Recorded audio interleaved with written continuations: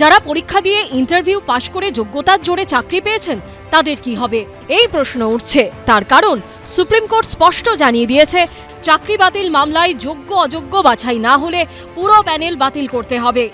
এই আবহেই বৃহস্পতিবার সুপ্রিম কোর্টের শুনানিতে নতুন মোড় আসে। 2016 সালের এসএসসি 26,000 চাকরি বাতিলের মামলায় সুপ্রিম কোর্টে চাঞ্চল্যকর দাবি করেন 300 জন বিতর্কিত চাকরি প্রার্থীর আইনজীবী। তিনি দাবি করেন, নাইসার প্রাক্তন আধিকারিক পঙ্কজ বনসালের কাছ থেকে যে 3টি হার্ড ডিস্ক উদ্ধার হয় তার মধ্যে থাকা ওএমআর শিট আমাদের নয়। তখন প্রধান বিচারপতি বলেন, আপনাকে ধন্যবাদ আমাদের আশঙ্কাকে সমর্থন করার জন্য। ওএমআর শিটের অরিজিনাল কপি সংরক্ষণ করেনি এসএসসি, মিরর ইমেজও নেই। তাহলে চাকরি বাতিল মামলায় যোগ্য অযোগ্য নির্ধারণ হবে কোন তথ্যের উপর ভিত্তি করে? এখন সবথেকে বড় হয়ে দেখা দিয়েছে এই প্রশ্নই।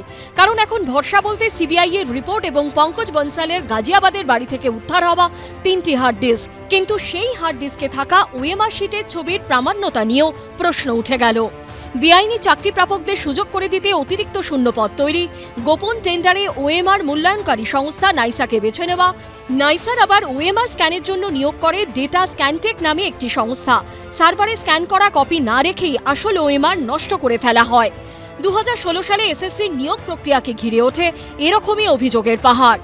গ্রুপ সি, গ্রুপ ডির কর্মী নিয়োগের পাশাপাশি নবম, দশম এবং একাদশ দ্বাদশের শিক্ষক নিয়োগেও দুর্নীতির একাধিক অভিযোগ ওঠে। মামলা গড়ায় কলকাতা হাইকোর্টে। প্রায় 3.5 মাস ধরে চলার পর চলতি বছরের 22 এপ্রিল 2016 সালের এসএসসি সমস্ত নিয়োগই অবৈধ বলে জানিয়ে দেয় বিচারপতি দেবাংশু বসাক এবং বিচারপতি সব্বার রশিদের ডিভিশন বেঞ্চ। সরকার বা কমিশন, মধ্যশিক্ষা পর্ষদ সবাইকে এগিয়ে আসতে হবে বিচার ব্যবস্থাকে সাহায্য করার জন্য, যাতে সঠিক বিচারটা আমরা প্রত্যেকটা প্যানেলভুক্ত চাকরি প্রার্থীরা বা চাকরিজীবীরা প্রত্যেকেই যাতে আমরা পাই। রাজ্য সরকার বলেছে যে কে যোগ্য কে অযোগ্য সেটা প্রমাণ করা সম্ভব। তার মানে কি নিশ্চয়ই সরকারের কাছে কোনো কপি আছে, নাহলে তারা বলবে কি করে যে কে যোগ্য কে অযোগ্য এটা সেগ্রিগেশন করা সম্ভব। হাইকোর্টের চাকরি বাতিলের নির্দেশকে চ্যালেঞ্জ করে সুপ্রিম কোর্টে গেছিল রাজ্য সরকার, এসএসসি এবং মধ্য শিক্ষা পর্ষদ। সর্বোচ্চ আদালতের দ্বারস্থ হয় চাকরিহারাদের একাংশ। চলতি বছরের 7ই মে সুপ্রিম কোর্ট জানিয়ে দেয়, পরবর্তী নির্দেশ না দেওয়া পর্যন্ত ওই 25,753 জনের চাকরি আপাতত যাচ্ছে না। সুপ্রিম কোর্টের প্রধান বিচারপতি ডিওয়াই চন্দ্রচূড় জানান, যোগ্য অযোগ্য আলাদা করা গেলে গোটা প্যানেল বাতিল করা ন্যায্য হবে না।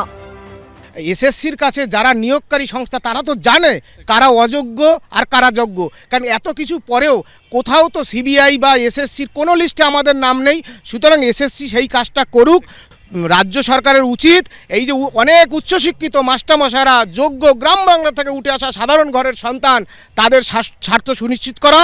আর যারা যদি কেউ অবৈধভাবে চাকরিটা পেয়ে থাকে, সুপ্রিম কোর্টের দায়িত্ব তাদেরকে এই প্যানেল থেকে বহিষ্কৃত করা, বিদ্যালয় শিক্ষা থেকে তাদেরকে বহিষ্কৃত করা।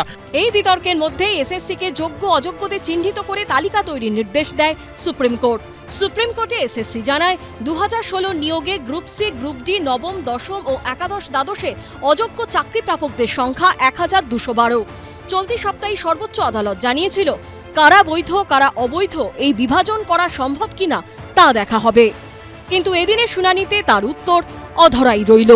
সৌভিক মজুমদার, কৃষ্ণেন্দু অধিকারী ও সুকান্ত মুখোপাধ্যায়ের রিপোর্ট, এবিপি আনন্দ।